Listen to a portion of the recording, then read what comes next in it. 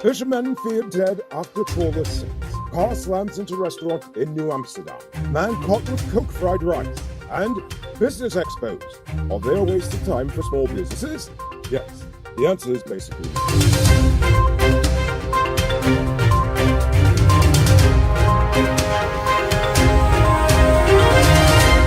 I am Marie Corporal Ford, and this is Uncut News. If you see news happening, send us a tip on WhatsApp at 592-659-6151.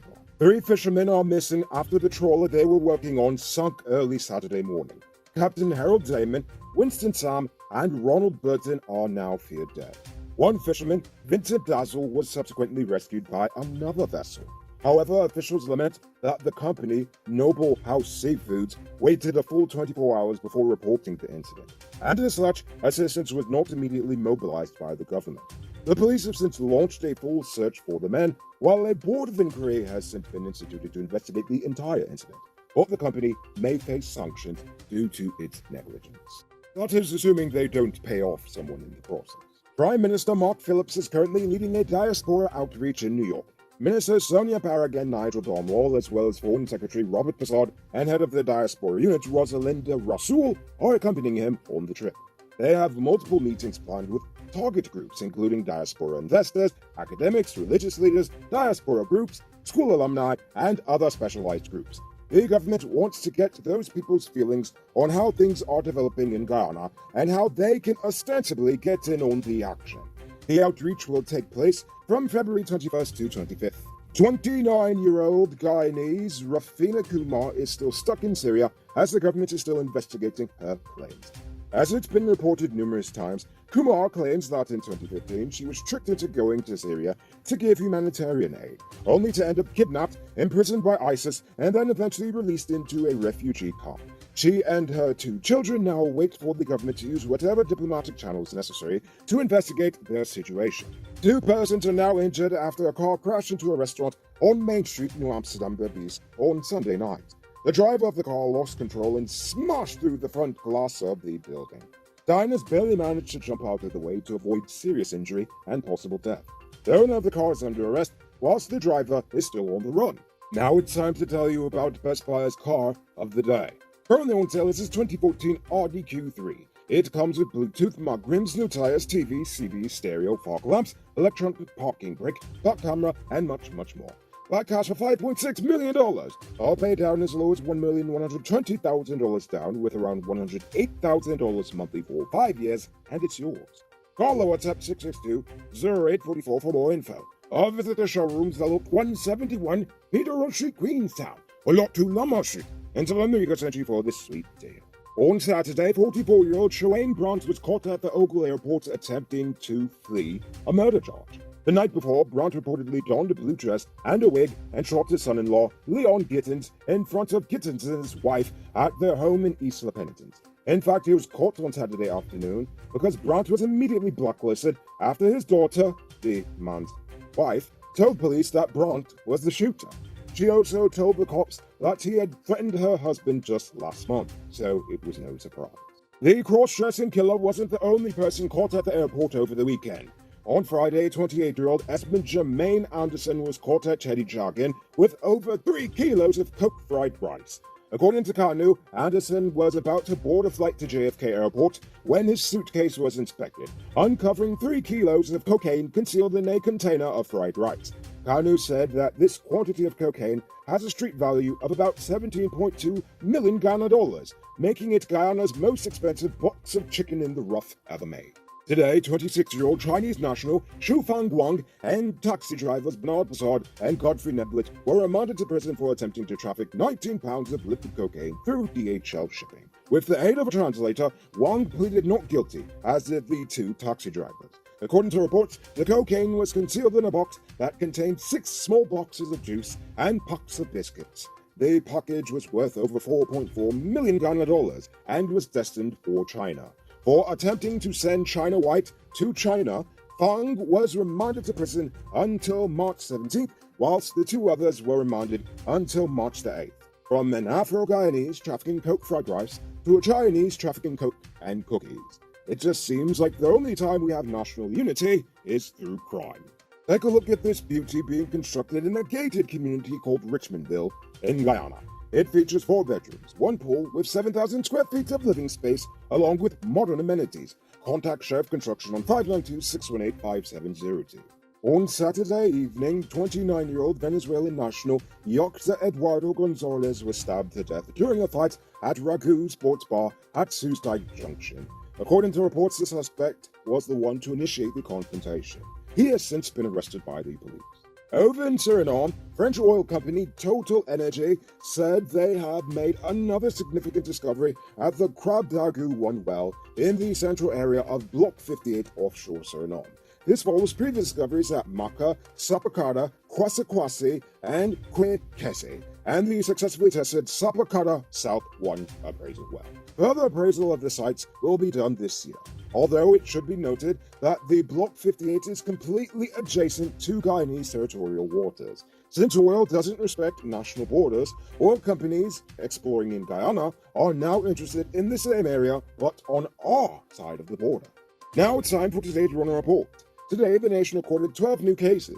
There are now 1,213 persons dead, 11 in the ICU, 772 in home isolation, and the total number of confirmed cases around the nation now stands at 62,668. So please, people, wash your hands frequently. Avoid touching your nose and mouth and mask up before you leave the house. When you do leave home, try to avoid enclosed spaces and large crowds. And remember to give 6 feet of space between you and others. You can multiply your cash by selling Digitcell top-up. This is a legit way you can earn some extra money at your business or to supplement your current hustle. Become a top-up vendor quick and easy through Cellular Plus. Call them on telephone number 685-3109 for more info. Now for our stupid news of the day. You know what I think is stupid? Business expos. While they do get businesses in the same room as people who are looking to do business, most times it's only useful if you are networking and marketing as a tool for businesses who land multi-million-dollar contracts and are best sold through direct marketing. But it really doesn't make sense for most small business owners. Often the expo host charges such an exorbitant fee for the registration for the booth that once the business person has paid for the space, banner, and all the typical decorations and promotional materials needed for the expo, most entrepreneurs barely make a profit once it's all said and done. If you ask me, in this day and age, most small business expos and farmers markets are not an efficient nor viable way to truly empower small businesses.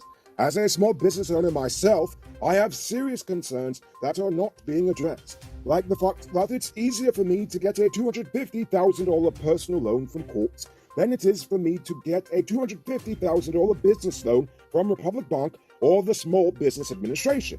Why is that? Guyanese banks hold close to 90% of their deposits in vaults, meaning that they essentially loan out less than 10% of all the deposits they get.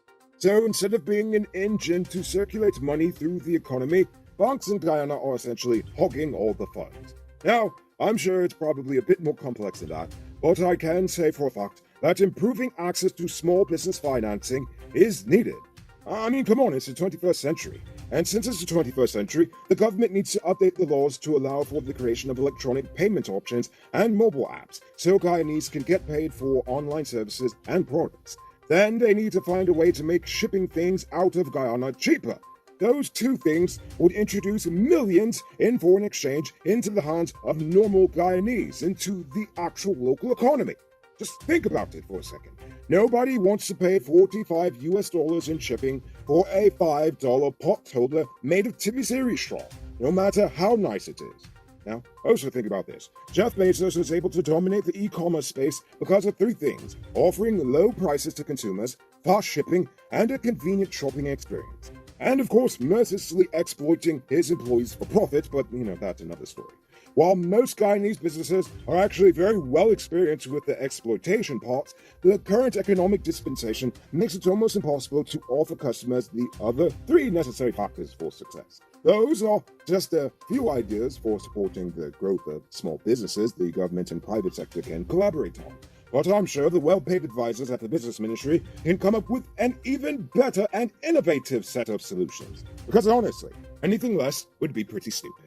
For our Uncut News, here's poll question of the day. Every day we pose a question about current events in Guyana, the region, the diaspora, and how you feel it relates to us.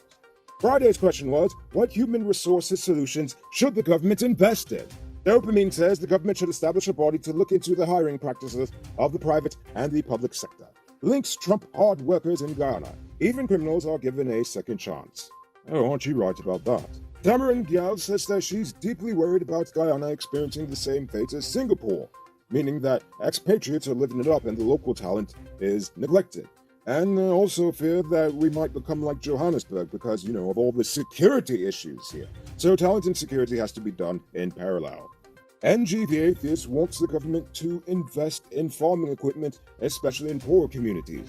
Give them a set of land and have them work it, and then the government can find markets for the goods that they produce. Indeed, I like that idea. So for this question, I want to know.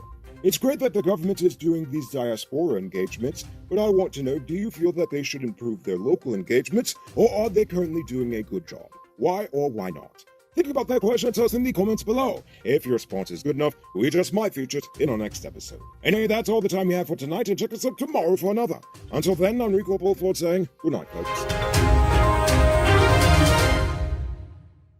Hey, Uncut News viewers, thanks for watching. You can subscribe by clicking on this button over here, or click over there for more news. You can also drop a comment to let me know if you've made it to the end of the video. Goodbye for now!